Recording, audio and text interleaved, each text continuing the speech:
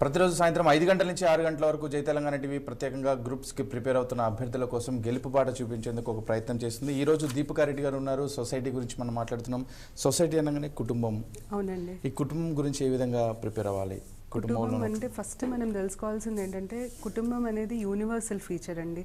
మీరు ఏ సొసైటీకి పోయినా ఫ్యామిలీ లేనిది సొసైటీ ఎగ్జిస్ట్ అవ్వదు. అందుకనే దాన్ని బేసిక్ యూనిట్ ఆఫ్ సొసైటీ అంటాం. సెకండ్ థింగ్ ఏంటంటే ఫ్యామిలీ అనేసరికి కొన్ని ఫీచర్స్ ఉంటాయి. ఫస్ట్ ఒక కపుల్ బయోలాజికల్ నీడ్స్ని సాటిస్ఫై చేస్తుంది. నెక్స్ట్ ఫ్యామిలీని బిల్డ్ చేస్తారు, ప్రోజిని పిల్లల కోసం ఫ్యామిలీ ఏర్పడుతుంది. తర్వాత వాళ్ళకి emotional support, family economic support, మనం సంపాదించి రేపొద్దున మన పిల్లల కోసం వదులుతాము. ఇదంతా ఫ్యామిలీ అనే వ్యవస్థ లోపు జరిగేది.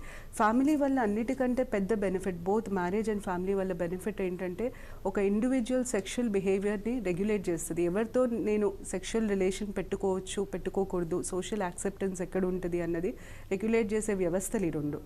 సో అలా అర్థం చేయాలి. దాని తర్వాత మనకు తెలియాల్సింది ఏంటంటే టైప్స్ ఆఫ్ ఫ్యామిలీస్. ఈ సొసైటీ ఫ్యామిలీ సిద్ధాంతాలు ఉన్నాయా? ఫ్యామిలీ అదే ఫీచర్స్ ఉంటాయి. రూల్స్ ఇన్ అ ఫ్యామిలీ అనేటివి ఉండవు, కానీ features of a family, characteristics of a family, నేను చెప్పాను కదా యూనివర్సల్ ఇన్స్టిట్యూషన్ ఒకటి, regulates a person sexual behaviour, emotional support ఇస్తుంది. ఇవన్నీ ఫ్యామిలీ ఫీచర్స్ అనమాట. అందరికి విజ్ఞప్తి, బుక్స్ గురించి అడగటం కంటే ఆ సబ్జెక్ట్లో ఉన్నటువంటి డౌట్స్ ఏమైనా ఉంటే క్లారిఫై చేయడానికి దీపు గారు ఉన్నారు. సబ్జెక్ట్ ఎక్స్పర్ట్ ఉన్నారు కాబట్టి ఆ సబ్జెక్ట్లో ఉన్నటువంటి డౌట్స్ అడగండి. బుక్స్ గురించి అంటే తెలుగు అకాడమీలో BAకి సంబంధించిన బుక్స్, అలాగే ఇంటర్మీడియట్ సెకండ్ ఇయర్కి సంబంధించిన సోషియాలజీకి సంబంధించిన బుక్స్ చదివితే సరిపోతుందని చెప్తున్నాను. అంటే సరిపోతుంది కదా, అంతవరకు ఒక అవగాహన వస్తుంది. రైట్. టైప్స్ ఆఫ్ ఫ్యామిలీ గురించి మనం మాట్లాడుతున్నాం. అవునండి. టైప్స్ ఆఫ్ ఫ్యామిలీస్లో ప్రైమరీ ఫ్యామిలీ ఉంటుంది, extended family, joint family. So different basis మీద మనం సైజు మీద అయితే ప్రైమరీ బేసిక్ న్యూక్లియర్ ఫ్యామిలీ అంటాం. ఇవాళ రేపు మన సొసైటీ జాయింట్ ఫ్యామిలీ నుండి న్యూక్లియర్ ఫ్యామిలీకి షిఫ్ట్ అవుతుంది. ఇండియాలో మనం జాయింట్ ఫ్యామిలీ అంటాం, కానీ వరల్డ్ వైడ్ దాన్నే ఎక్స్టెండెడ్ ఫ్యామిలీ అంటారు. ఇండియాలో ముందు జాయింట్ ఫ్యామిలీ సిస్టమ్ ఎందుకు ఉంది అన్న రీజన్స్ తెలియాలి. ఫస్ట్ రీజన్ ఏంటంటే మన దగ్గర కాస్ట్ రిజిడిటీ ఉండేది, అంటే ఆక్యుపేషన్ ఫ్యామిలీ బేసిస్ మీద ఉండేది. సో మీరు అదే ఫ్యామిలీలో ఉంటూ ఆక్యుపేషన్ అదే ఉంచుకోవాలి. సెకండ్ థింగ్ ఏంటంటే సొసైటీలో కూడా జడ్జ్మానీ సిస్టమ్ లాంటి ఒక వ్యవస్థ ఉండేది. దానివల్ల ఏమయ్యేదంటే ప్రతి కాస్ట్కి ఒక రోల్ ఉండేది సొసైటీలో. And exchange by and large economic exchange was not through money, service exchange ఉండేది. దానివల్ల మనం ఆ సిస్టంలో ఉండాలి అంటే we have to continue in our traditional family. అది జాయింట్ ఫ్యామిలీ సిస్టమ్ అలా ఏర్పడింది. ఇండియాలో జాయింట్ ఫ్యామిలీని డిఫైన్ చేసే డెఫినేషన్ ఇచ్చేది ఏంటంటే 3 generations టుగెదర్ ఉన్నదాన్ని ట్రెడిషనల్గా మనం ట్రెడిషనల్ ఇండియన్ జాయింట్ ఫ్యామిలీ అంటాం. 3 తరాలు ఉండాలి, తాత, కొడుకు, మనవడు, 3 ఫ్యామిలీస్, మ్యారీడ్ ఫ్యామిలీస్, కపుల్స్ ఉంటే దాన్ని జాయింట్ ఫ్యామిలీ అంటాం. న్యూక్లియర్ ఫ్యామిలీ ఎప్పుడైనా సరే కపుల్, చిల్డ్రన్, అన్మ్యారీడ్ చిల్డ్రన్ ఉండాలి దాంట్లో.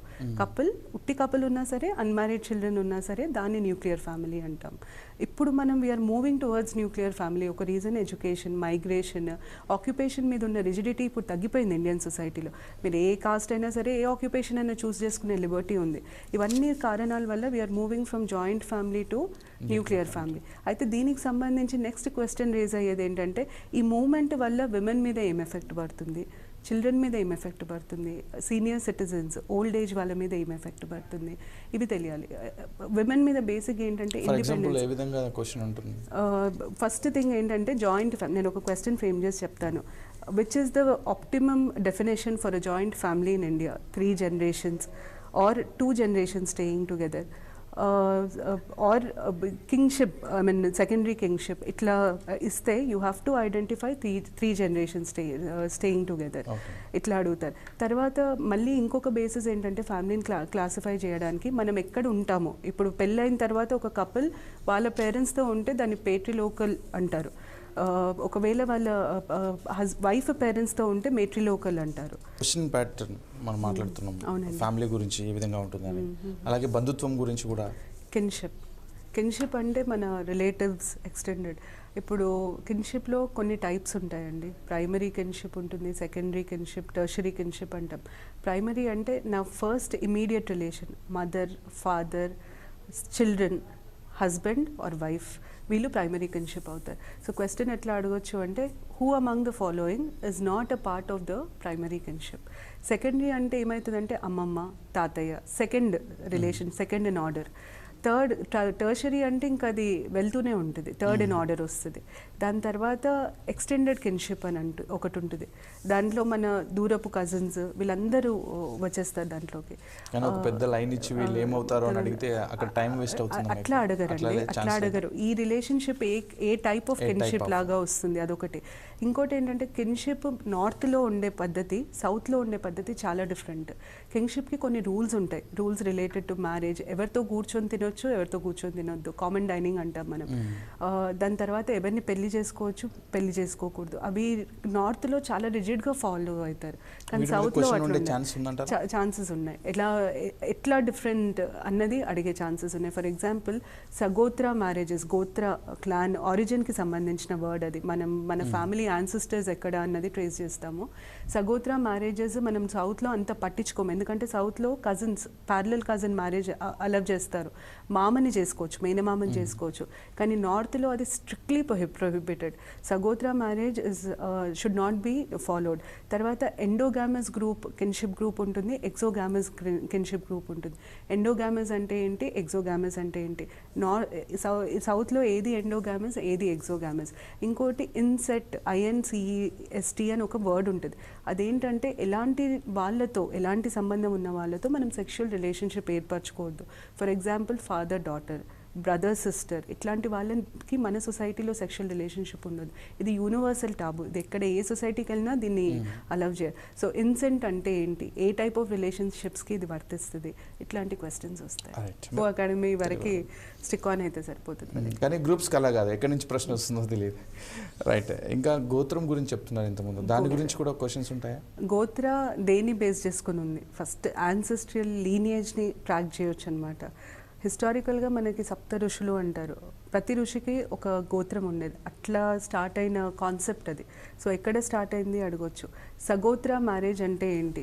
సేమ్ గోత్రాలో ఉన్న వాళ్ళు పెళ్లి చేసుకోకూడదు. ఎందుకు చేసుకోకూడదు అంటే ఇట్ ఈస్ బిలీవ్డ్ దట్ ఒకటే గోత్రంలో పుడితే బ్రదర్ అండ్ సిస్టర్ అని నమ్ముతారు, నార్త్లో నమ్ముతారు, కాబట్టి అక్కడ ప్రొహిబిటెడ్. మన దగ్గర అది లేదు. సో సగోత్ర మ్యారేజెస్ ఎందుకు? మళ్ళీ ఇది sagotra marriages is related to a very important issue related to women, honour killing. ఇవాళ రేపు అది చాలా కామన్ అయిపోయింది. హానర్ కిల్లింగ్కి ఒక ముఖ్య కారణం సగోత్ర మ్యారేజెస్. నార్త్లో జరిగే హానర్ కిల్లింగ్స్ అన్నిటికీ బేస్ చాలా మటుకు sagotra. Inter caste, inter religion కూడా కాదు, సగోత్ర మ్యారేజెస్ వల్ల చంపుతారు. కప్ పంచాయత్స్ ఇచ్చే రూల్ హానర్ కిల్లింగ్కి బై అండ్ లార్జ్ సగోత్ర మీద బేస్ అయి ఉంటుంది. సో కాన్సెప్ట్ని కరెంట్ ఇష్యూకి ఇట్లా రిలేట్ చేసి అడగచ్చు అనమాట. సో తెలుగులో అయితే మీరు అకాడమీ వరకే స్టిక్ ఆన్ అవ్వండి. మీరు ఒకవేళ ఈ ఓపెన్ యూనివర్సిటీ బుక్స్ చదువుదాం అనుకుంటే డిగ్రీ లెవెల్ దాటి అయితే చదవకూడదు, ఎందుకంటే మీకు డిగ్రీ లెవెల్ దాటి గ్రూప్ 2లో అడిగే ఛాన్సెస్ లేవు.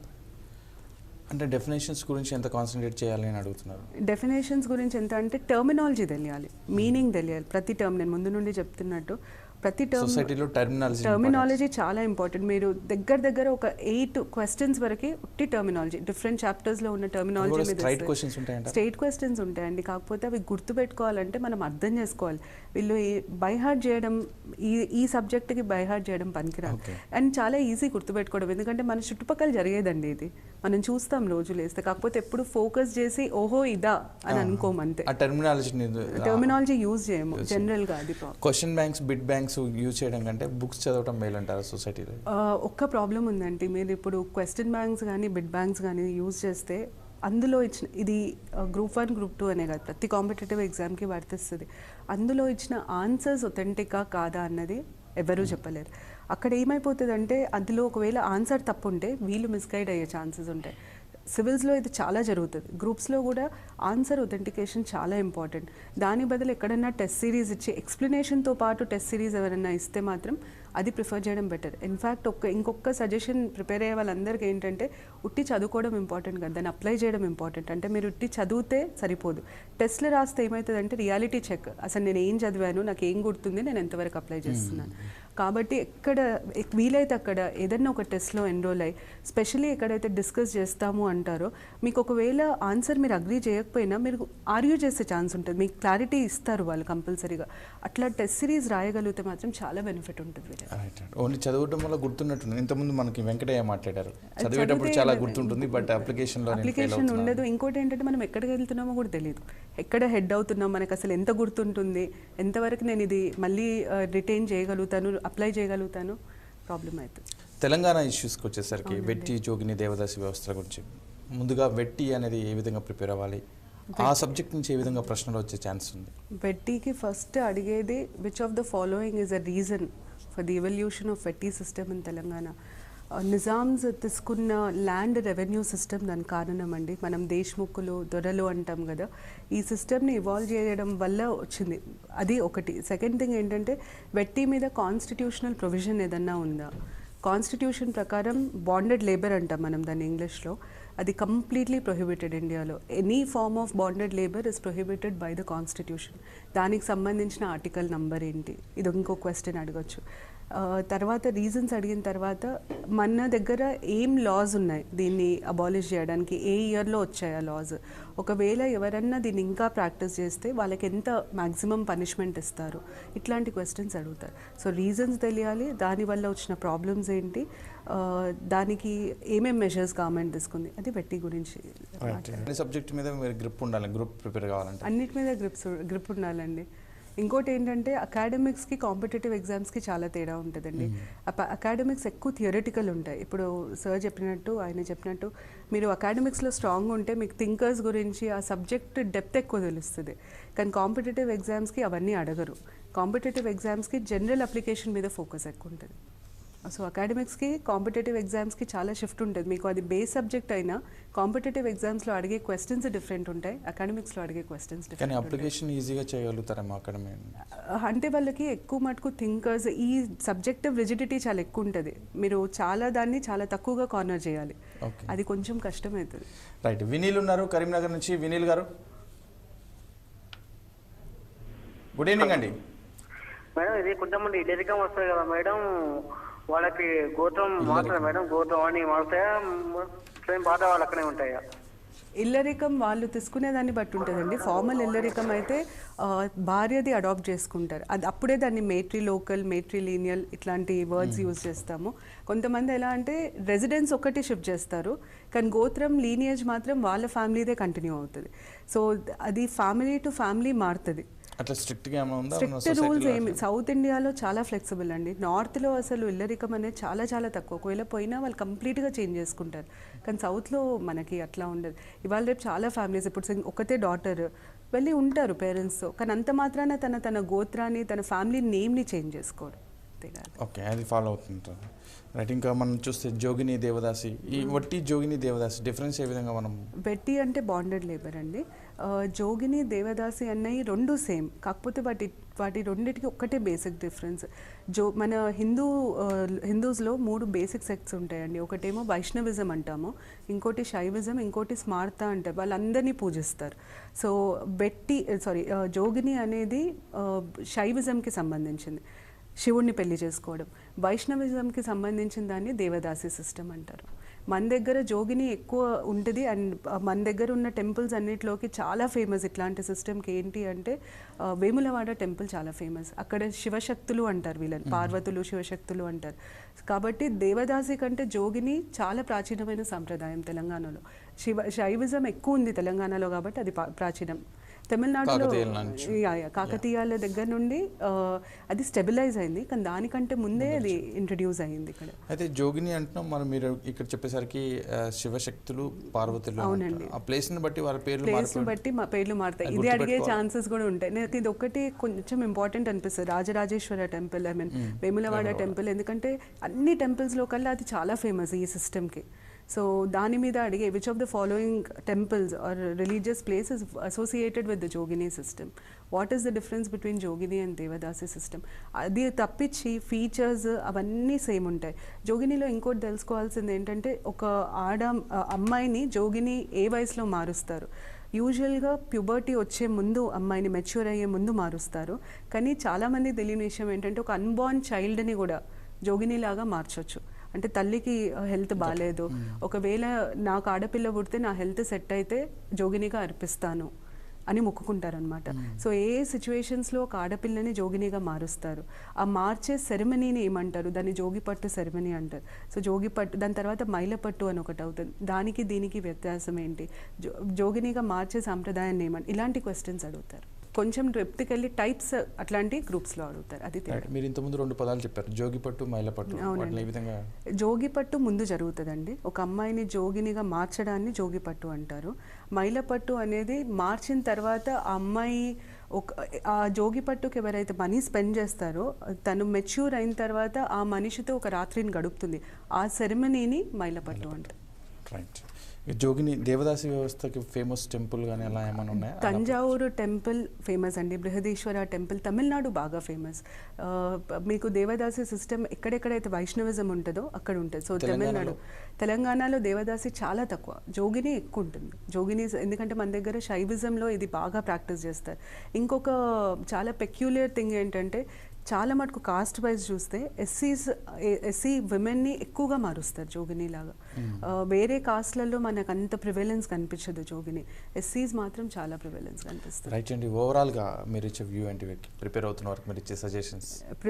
ముందు చెప్పినట్టుగా ఫస్ట్ థింగ్ ఏంటంటే బుక్స్, సబ్జెక్ట్స్ ఐడెంటిఫై చేయండి, ఆ బుక్సే చదవండి. ఏమైపోతుందంటే మార్కెట్లో కొత్త బుక్ వచ్చిందంటే ఫస్ట్ ఆ బుక్ కొనుక్కుంటారు, చదవమా సెకండరీ కొంటారు. దానివల్ల వాళ్ళ టైం వేస్ట్, మనీ వేస్ట్. ఇంకోటి ఏంటంటే సైకలాజికల్గా ఒక ఫీలింగ్ వస్తుంది, ఓహో నేను ఇవన్నీ చదివితే కానీ నాకు ఎగ్జామ్ క్లియర్ అవ్వదు అని. సో అందుకనే రిసోర్సెస్ లిమిట్ చేయండి, రివిజన్ ఎక్కువ చేయండి, వీలైతే ఎక్కడన్నా టెస్ట్లు రాయడం చాలా బెనిఫిషియల్. రైట్ అండి. థ్యాంక్ యూ సో మచ్ అండి దీపికా రెడ్డి గారు. ఇది ఈరోజు దీపికా రెడ్డి గారితో సిలబస్ పట్టు జాబ్ కొట్టు కార్యక్రమంలో సొసైటీ గురించి మనం మాట్లాడాం. రేపు మండే రోజు మళ్ళీ కలుద్దాం. కరెంట్ అఫైర్స్ గురించి మనం ఆ రోజు చర్చిద్దాం. చూస్తూనే ఉండండి జై తెలంగాణ టీవీ.